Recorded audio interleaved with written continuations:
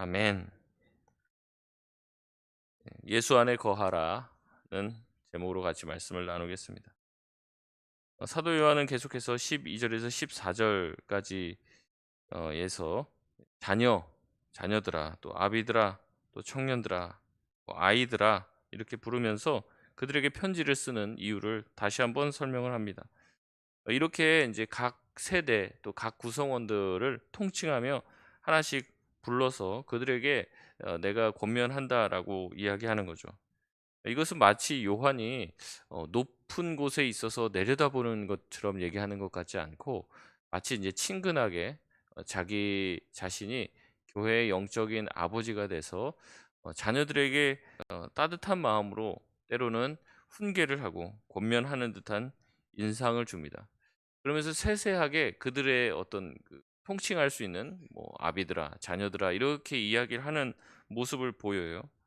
아마 이런 배려들이 있는 것은 요한이 어떻게 보면 우리도 앞에 읽으면서 우리가 조금씩 찔림을 느끼지 않습니까? 아마 편지를 받는 사람들은 뭔가 이제 그 사람의 어떤 말과 뉘앙스를 충분히 전달받지 못하기 때문에 '야 이 말을 듣고 또 상처를 받았을까.' 염려했던 것 같아요. 그래서 지적하고 야단치려고 내가 이 편지를 쓰는 게 아니라 이 영적인 아버지의 입장에서 '너희들이 정말로 바르게 자랐으면 좋겠다.' 어 외부에서 너희들을 혼미하게 하고 거짓의 영을 쫓게 만드는 그런 어떤 이단의 세력들에 넘어가지 않기를 바란다. 내가 이것을 쓰면서 너희들이 혹시라도 할지 모르는 그 실추에 대해서 지적하는 이유는 너희를 사랑하기 때문에 그런 것이다라는 것을 강조하는 것이죠. 12절에는 이 편지를 쓰는 이유를 말합니다. 자녀들은 죄 씻음을 받았고 아비들은 태초부터 계신 이를 알았으며 청년들은 주님이 주신 능력으로 악한 자를 이겼다고 말해요. 14절에 아이들은 진정한 아버지인 하나님과 알미 있는 삶이었다고 이야기하고, 아비들과 청년들은 앞에 이야기를 다시 한번 반복을 합니다. 앞서 사도 요한은 빛과 어두움을 구별하고 빛에 속한 사람, 어둠에 속한 사람을 어, 이게 구별해서 얘기하면서 우리에게 어둠에 거하지 말고 빛에 거해야 된다라고 말을 합니다. 빛에 거하고 생명에 거하는 자들만 영생을 얻고 어둠에 거하는 사람은 반드시 멸망한다는 거예요. 빛에 거하는 사람은 하나님을 사랑하고 하나님의 계명을 지키는 사람입니다. 하지만 어둠에 거하는 사람은 말씀대로 살지도 않으면서 자기들이 아무것도 죄를 짓지 않았다, 회개하지 않는 사람이었다는 거죠. 요한은 이 편지를 쓰면서 이렇게 빛에 거한 사람, 어둠에 거하는 사람을 막 얘기하면 성도들이 인제 그렇게 느낀다는 거죠. '아 혹시 내가 어둠에 거하는 건 아닐까?' 이런 생각들을 가질 수 있는 거예요. 근데 사도 요한이 얘기하는 거죠. "너희 자녀들아, 너희들은 이미 하나님을 아는 관계다. 너희들 청년들아, 너희들은 이미 그리스도 안에서 승리한 사람들이다."라고 얘기하면서 너희들이 이렇게 본인이 지적하는 얘기 때문에 이 마음이 움츠러들지 말라는 거예요. 그러니까 요한계시록의 말씀을 보면서 성도들이 굉장히 무서워하는데 제가 그렇게 무서워할 필요가 없다라고 말씀을 드렸습니다. 요한계시록에 나와 있는 심판에 대한 내용은 우리를 향한 내용이 아니에요. 예수님을 따르지 못 않고 예수님을 대적하고 하나님을 향해서 막 공격하는 그런 적그리스도와 그들, 하나님을 대적하는 하나님의 성도들을 핍박한 그들을 향한 심판이지, 오히려 그들을 향한 심판은 하나님을 따르고 예수 그리스도를 믿는 우리에게는 구원의 날이 된다는 거죠. 그래서 이 요한계시록을 보면서 우리가 마음 어려워할 필요가 전혀 없습니다. 그날은 주님을 믿고 따르는 사람들의 승리의 날인 거예요. 마찬가지로 요한이 지금 여러 가지 문제들에 대해서 지적을 하고 고치라고 얘기하는 것은 우리를 향한 내용이 아니라 하나님의 말씀을 따르지 않은 사람들을 향한 내용이다라고 다시 한번 이야기를 하는 것이죠. 이 자리에 앉아 있는 모든 분들도 빛 가운데 거하시는 분인 줄 믿습니다. 마음 너무 어려워하지 마시고요. 여러 가지 것들을 할 때 우리가 빛 가운데 거하기 때문에 이렇게 살으라고 주님이 따뜻하게 얘기하신다. 그렇게 생각하시면 될 것 같아요.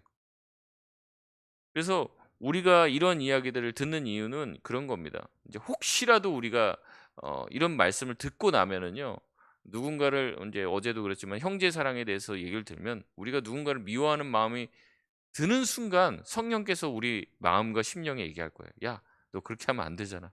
그렇게 하는 거는 어둠에 거하는 거야." 이 마음이 확 드는 거예요.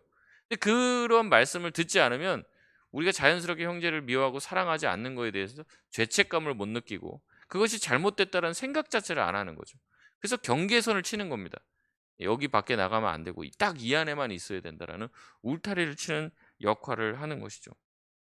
이 자리에 나와서 말씀을 듣는다는 것 자체, 또 멀리 있어서 또 오지 못해서 인터넷으로 또 예배 드리시는, 새벽에 기도하시는 우리 성도님들 계시는데, 우리가 이렇게 할 수 있다는 것 자체도 주님께서 인도해 주셔서 가능한 것이잖아요. 이미 우리가 빛 가운데 있는 줄 믿습니다. 네. 그래서 오늘 말씀도 잘 묵상할 수 있었으면 좋겠습니다. 15절에서 17절까지 요한은 편지를 읽는 이 자녀, 아비, 청년들, 아이들에게 이렇게 명령을 합니다. 요한일서 2장 15절인데요. 같이 한번 읽겠습니다. 시작. 이 세상이나 세상에 있는 것들을 사랑하지 말라. 누구든지 세상을 사랑하면 아버지의 사랑이 그 안에 있지 아니하니. 아멘. 세상이나 세상에 있는 것들을 사랑하지 말라고 이야기합니다.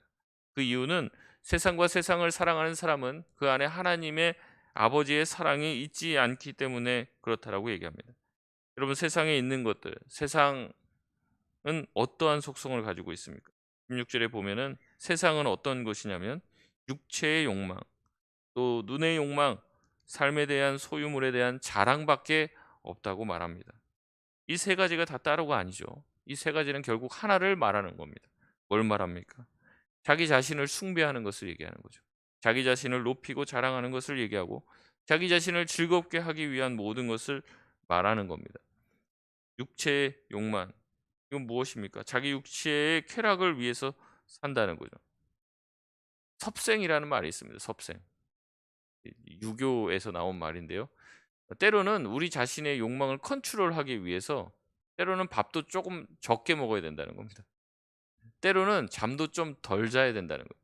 자기 몸이 원하는 대로 다 하는 것이 좋지 않다, 선비로서. 이게 유교의 어떤 전통에서 내려오는 그런 방식입니다. 자기 몸에 좋은 대로, 먹고 싶은 대로 먹고 자고 싶은 대로 자고 쉬는 대로 쉬고, 그렇게 다 하면 이 자기 육체의 욕심을 따라서 끌려다닌다는 거예요. 선비된 도리를 따라서 살지 못한다는 거죠. 굉장한 지혜인 것 같습니다. 마찬가지로 우리 육체의 쾌락을 만족시키는 것으로 쭉 자기 인생을 살아가면요, 자기 육체를 뭔가 컨트롤하고 제어해야 되는 상황이 됐을 때 제어를 못하는 거죠. 항상 그 육체의 소욕을 따라서 살았기 때문에 그렇다는 겁니다. 자기 눈에 보기에 좋을 대로 삽니다. 안목의 정욕이죠. 자기 눈에 보기에 좋은 것을 따라서 살면 하나님 보기에 좋은 것에는 관심이 없어집니다. 내 눈에 보기에 괜찮은 것은 소유하려고 드는 것이. 세 번째는 삶의 소유물에 대한 자랑입니다. 이런 소유물에 대한 자랑을 하게 되다 보면 반드시 하게 되는 것이 비교라는 거죠. 성경은 비교하다가 실패한 사람들의 이야기들로 가득 차 있습니다. 예전에 주일날 말씀도 드렸지만은 요한 복음 맨 마지막에 예수님 부활하시고 나서서 제자들을 찾아왔을 때 베드로한테 너 나중에 이렇게 해서 죽는다라고 얘기하니까 베드로가 뭐라고 했다고 했죠? 요한은 어떻게 됩니까? 자기 지금 어떻게 순교하는 얘기를 하는데 아 그렇군요. 내가 이 어려운 십자가의 길을 잘 견디게 해 주세요. 이런 얘기가 아니라 옆에 있는 그 요한은 어떻게 되는데요? 이걸 물어보는 게 베드로였다는 거예요. 성경은 그런 비교하는 내용들로 가득 차 있습니다. 사울 왕이 왜 그렇습니까? 다윗과 자기 자신을 비교하는 얘기를 듣고 거기에 이제 확 욱하는 거죠. 또 어떻습니까? 아나니아 삽비라 처음 초대교회가 세워졌어요. 바나바가 자기의 집을 팔아서 헌금하고 사람들한테 박수 받고 칭송받는 걸 본 거예요. 그래서 자기도 하나님께 드리고 싶어서 그렇게 한 게 아니에요. 바나바와 자기를 어떻게 해요? 비교하는 겁니다. 바나바가 저렇게 칭송을 받으니까 자기도 그 칭찬을 받고 싶은 거예요. 그래서 팔았습니다. 팔았는데 다 드리려고 하니까 아까운 거예요. 일부를 감췄다고 하는데 그 일부를 어느 정도 감췄을까 제가 생각을 해봤거든요. 어느 정도로 아마 바나바가 낸 금액보다 조금 더 해갖고 그 나머지 분량이 있었던 것 같아요. 그거 정도를 감추지 않았을까. 그래서 내가 바나바보다는 더 많이 헌금했다. 그거 얘기하고 싶은 거예요. 그 박수 받고 싶은 거고. 비교에서 시작해서 하나님을 속이는데 이르게 되는 겁니다. 그래서 자기 자신을 숭배하고 자기를 높이는데 마음을 뺏기게 되는 거죠. 자기를 사랑하는 사람은 하나님을 따르지 못합니다. 예수님은 자기 자신을 부인하고 나를 따르라고 말했는데 세상은 너 자신을 사랑하라 라고 가르칩니다. 네 자신을 드러내라라고 가르친다는 거죠. 자기를 높이고 자기를 드러내고 자기 자신을 위해서 사는 것이 우리 인생을 행복하게 사는 길이라고 말합니다.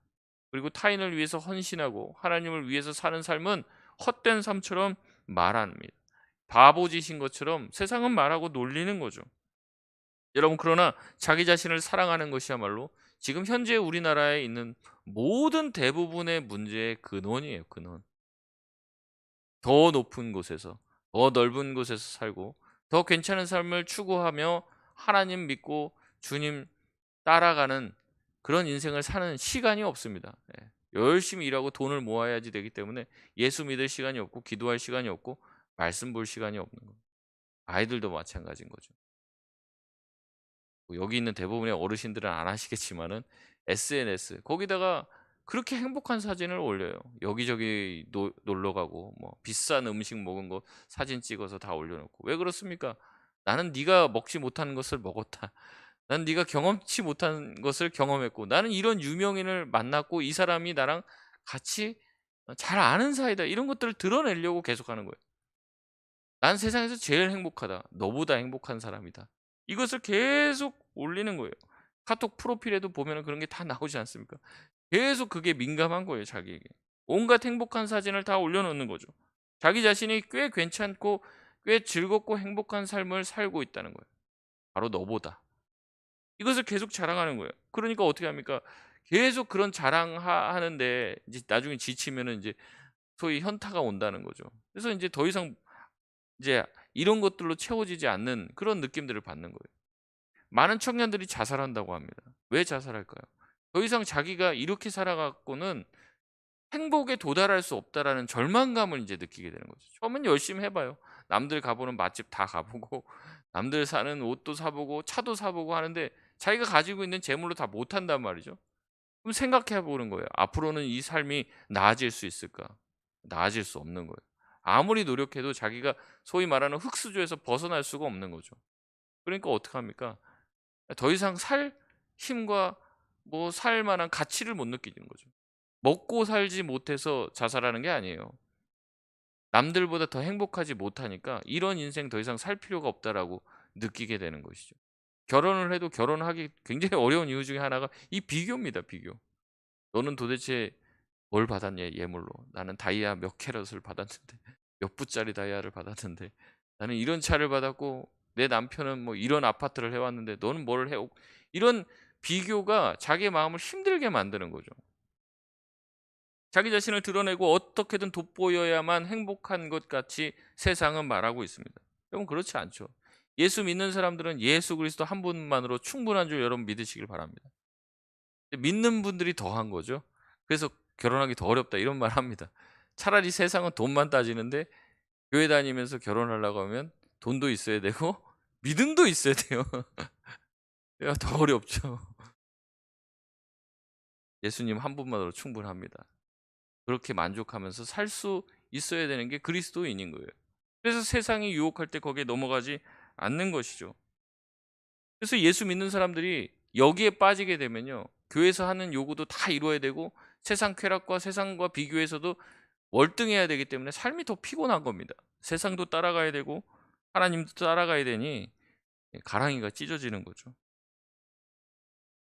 여러분, 이러한 모습은, 이러한 세상을 사랑하는 모습은 하나님 사랑과 정반대입니다.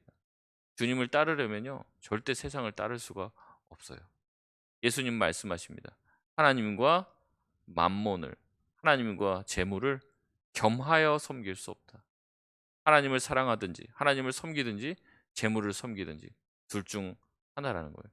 그래서 사도행전에 처음 교회가 세워질 때 많은 사람들이 자기의 소유물을 팔아서 사도들 앞에다 갖다 놓고 사도들은 그것을 가난한 자들에게 다 나눠줬다라고 하는 그 말씀은 뭐냐면 사람들이 더 이상 돈에 얽매여서 살지 않게 되었다는 거죠.